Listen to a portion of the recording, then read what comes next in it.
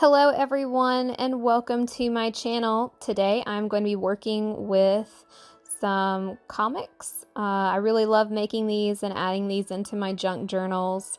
As you can see, I have my straight edge cutter along with the comics that I won't be using today, but just kind of give you an example. I like to find them at my local Goodwill stores. You know, what another person's trash is another person's treasure. The glues that I'm going to be using for this project are Elmer's glue, along with just a normal kind of crafting glue that you can get at any crafting store.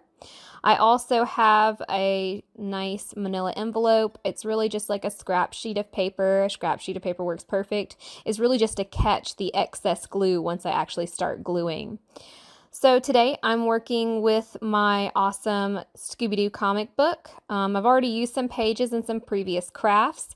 So what I'm doing is I'm just kind of flipping back and forth, just picking out random pages. I'm trying to pick out pages that have a lot of different colors, a lot of different characters. I really don't want a lot of the same close nearby, and the storyline really doesn't matter. So if you flip in the middle, flip in the front, flip in the back, it really doesn't matter where you pull those pages from, just as long as there's a bunch of different colors and you get the characters that you're looking for. Of course, I'm more looking for the Scooby and the gang, but of having a few other characters isn't going to hurt as well. So once I have those comic book pages, I'm going to take my straight edge cutter and I'm just going to make it do most of my cutting work. It starts out, you know, just with a good foundation. It's a lot easier starting out versus using the scissors, and to me, it's less time consuming. It doesn't matter if it's super straight, and it really doesn't matter if you kind of cut off a character or you make a mistake, because we can fix it later on. But what I like to do is I like to try and get all that white space out of it. Any kind of white space that you leave, any of those white margins, they're going to make your entire craft look a little messy. So what I do is I try and get all the way close to the border as possible. And if you can see here as I'm cutting, sometimes I'm not getting super close. I'll go back in later for the details with my scissors. So I'm not too worried. All I'm trying to do is get a majority of the work done before I start. Now, as you can see, I'm going to start using this sheet of paper. You can see there's a lot of words on it. It's actually pulled from one of my other books, some old atlas that I found also at Goodwill. I've already cut the pages to the size that I want to use for my junk journal that I'm working on. So I'm just going to use one of those pages starting out, and it really doesn't matter because I'm covering up those words. So I'm just kind of using it as just a nice foundation for my comic craft. So I'll take the cubes that I already have, and I'm just going to see what kind of looks good and works together. I'll go ahead and start gluing I like to use the bigger cube that I've already cut out. And I'm just going to take my Elmer's glue and follow right along the edge. And in this case, less glue is the best glue. I like to use my finger when I'm spreading the glue around just because I like to get a feel for how much glue is on my craft. Some people might not be as messy oriented as I am or as hands-on, and that's okay. Each crafter to their own. So instead you can use like a sheet of paper or a tissue. Sometimes I use even just old scrap pieces of paper just to spread that glue around easier. And as you can see now on this one that I didn't quite get the edge that I was looking for, I'm just taking my scissors and I'm cutting closer to that beautiful little square just so I don't have that ugly looking white space and it doesn't stick out in my craft. And what I'll do is I'll turn it around, and once again I'm taking my Elmer's glue and I'm following right along the edge, and I'm smearing it all on the edges. The edge is the main part because you don't want it to come up once you actually start flipping and using these pages for other crafts, or as you're flipping through the book, you don't want any of your edges to start coming up. The center kind of stays on its own, so don't have to worry about that. And remember, less glue is the best glue. Just because the more glue that you add, the more chance you have of getting that ugly little wrinkle. I found that the less glue you have, just enough just to get that sticky adhesive to the back of your craft is the best, but just enough to have so it stays. As you can see, I'm lightly putting it on the edge. I'm smearing to the corners, using my finger to make sure I'm putting it there. And then what I'm going to do is it really doesn't matter where I put my starting blocks. They're just starting out my pretty craft. And if they're from the same page, I'm not going to try and keep them all like in the same place, because I just want more color and more vibrant colors, and I don't really care about the storyline. I'm just looking for that awesome pop of different characters. And as you can see, I'm just placing them sporadically throughout the sheet of paper, and what I'll do is I'll actually come in with my later ones that I create and fill in the spaces. And you can see close up what we have so far. I really like the way that kind of turns out in these kind of crafts where you're collaging all of the different characters together.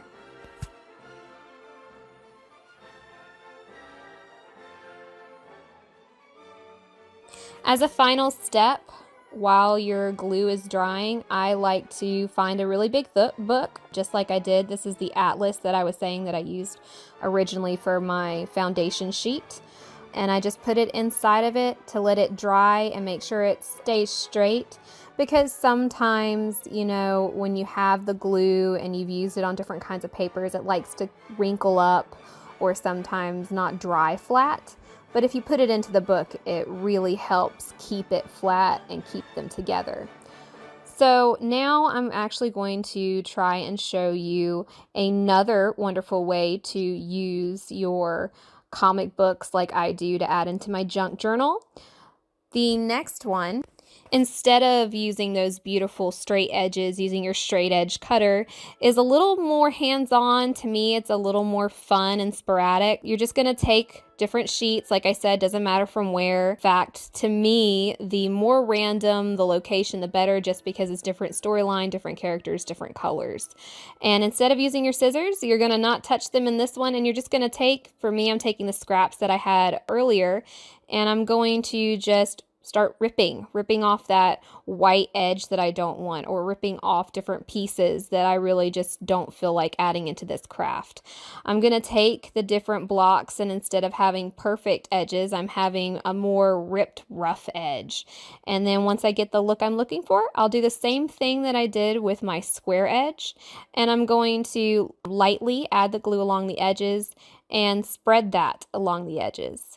And again, it doesn't matter where you put it on the sheet of paper, because you're going to start ripping up the different edges that you want, or the different shapes that you want to kind of put it in like puzzle pieces. You'll find that usually you find different words or different characters to add into certain places. They just kind of fit nicely together. I really like this big picture from the comic book, so I'm going to use this really big piece to kind of fill in the bottom, from just kind of taking out that white border and margin. I don't like the way it looks. It looks a little messy, but if you want to keep it, you can. I've just found that when I try and have a collage with that white border, it really distracts the viewer from the actual comic itself, and it gets really confusing, and your sight line for the actual picture gets lost. Again, I'm just add a light layer of glue and gently rub that along the edges and add that to my page. And usually with the bigger ones, you'll actually have to try, and if you don't want those wrinkles or crinkles, you'll need to kind of rub it flat to make sure that it stays nice and flat, so I don't get any crinkles or creases that could be very ugly and distracting or get caught on something.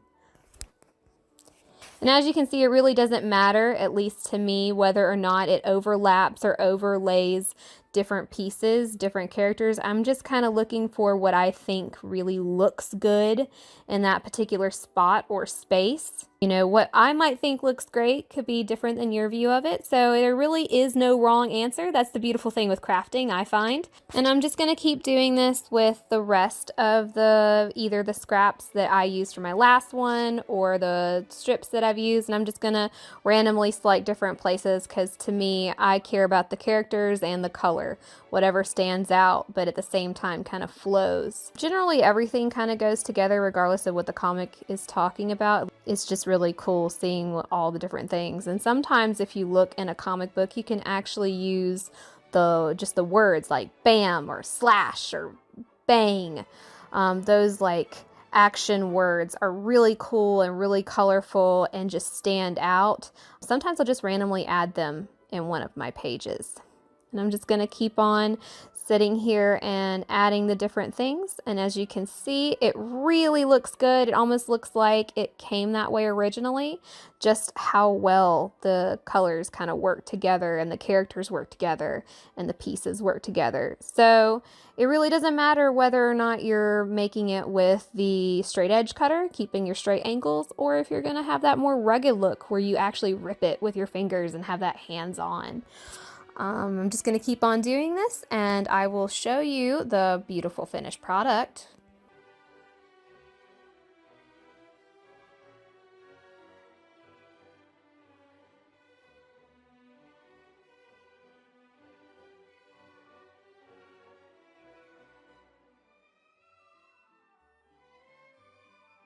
And this is what it looks like. I find that it works really well.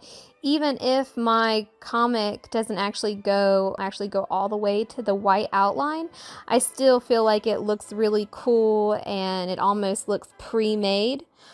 And that concludes my awesome tutorial on how to use your comic books or comic strips that you've had that you really just don't know how to incorporate into a journal or a junk journal. Keep posted to my YouTube channel and hit the like and subscribe button and stay tuned for more awesome crafting videos.